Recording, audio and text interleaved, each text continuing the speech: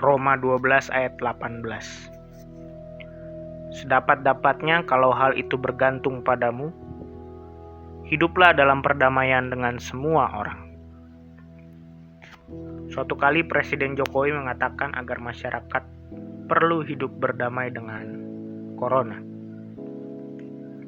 Kemudian masyarakat merespon dengan beragam bentuk. Ada yang heboh, lengah, dan ada yang mengira bahwa corona sudah pergi, dikalahkan, sudah ditemukan vaksinnya, padahal bukan itu yang dimaksud Presiden. Maksud Presiden adalah agar kita berdamai dengan corona adalah supaya masyarakat tidak lagi dicekam ketakutan. Beraktivitas seperti biasa dengan mengadaptasi kebiasaan baru. Tidak takut bukan berarti lengah, ceroboh, dan melonggarkan seluruh ketentuan yang ada, jaga jarak, pakai masker, rajin cuci tangan.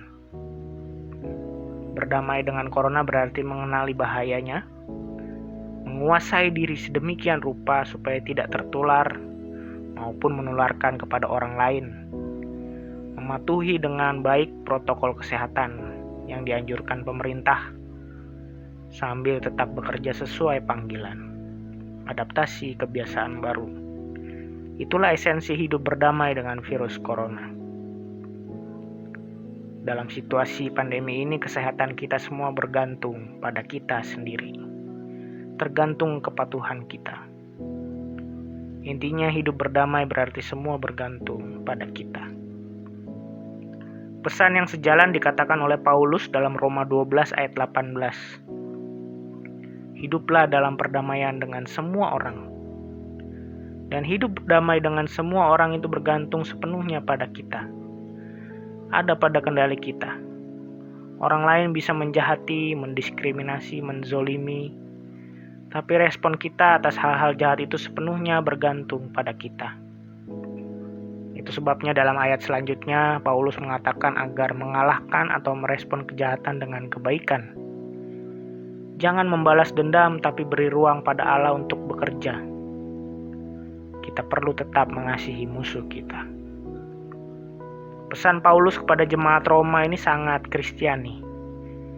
Karena Paulus meminta umat Roma untuk meneladani Kristus, yang ketika disalib tidak membalas, tapi malah meminta Allah Bapa untuk mengampuni orang-orang yang menyalibnya. Padahal jemaat Roma adalah jemaat yang juga sedang mengalami konflik, penganiayaan, baik dari orang Romawi, juga terutama dengan orang Yahudi yang tidak percaya akan Kristus.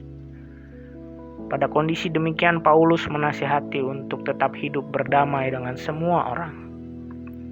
Damai sepenuhnya bergantung pada respon kita. Sebuah kisah menarik terjadi di Afrika Selatan dengan politik apartheidnya yang pernah ada di negara ini. Orang-orang kulit hitam pernah dengan sangat parah teraniaya di negara Afrika Selatan ini ketika kulit putih berkuasa. Akan tetapi pada tahun 94 situasinya berbalik 180 derajat. Rezim apartheid hancur dan kulit hitam berkuasa. Biasanya, normalnya kita membayangkan akan ada pembalasan dendam dari orang yang teraniaya, orang-orang kulit hitam, kepada yang menganiaya orang-orang kulit putih. Uniknya, kaum kulit hitam di negara Afrika Selatan ini tidak membalas dendam. Melalui tokoh mereka Nelson Mandela dan Desmond Tutu, mereka justru menggunakan teologi Ubuntu. Dalam bahasa Afrika, Ubuntu berarti kemanusiaan yang tidak menuntut pembalasan, tapi rekonsiliasi. Perdamaian antara pihak yang pernah menganiaya dipertemukan dengan yang pernah dianiaya, dan pengampunan rekonsiliasi bisa terjadi. Ini proses yang sakit, proses yang tidak mudah, proses yang ada melibatkan rasa sakit dan hancur bagi yang pernah dianiaya.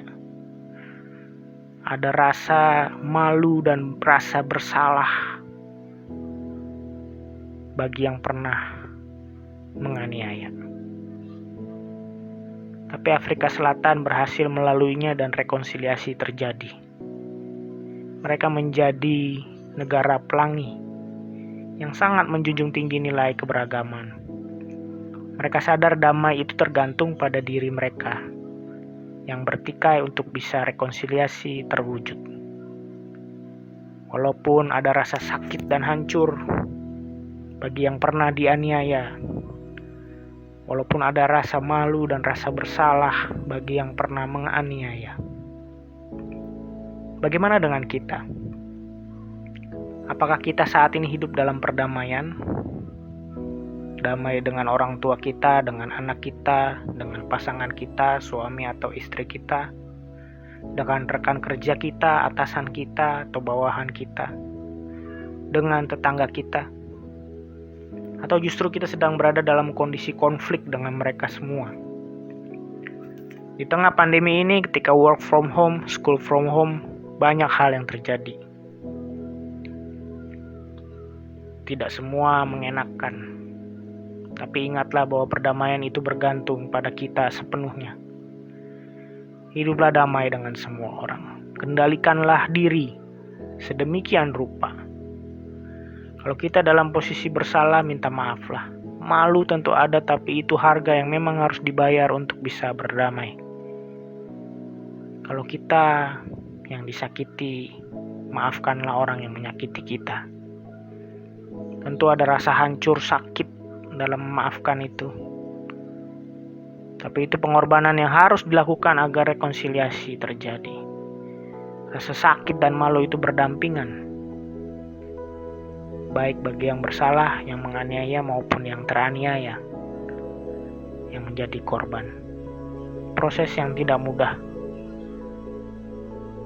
Tapi ingatlah, sembari menjalani proses tersebut, kita juga mengingat Kristus, meneladan Kristus, yang adalah sumber rekonsiliasi perdamaian kita sendiri dengan Allah dan juga dengan sesama manusia. Ingatlah Kristus dan hiduplah dalam perdamaian.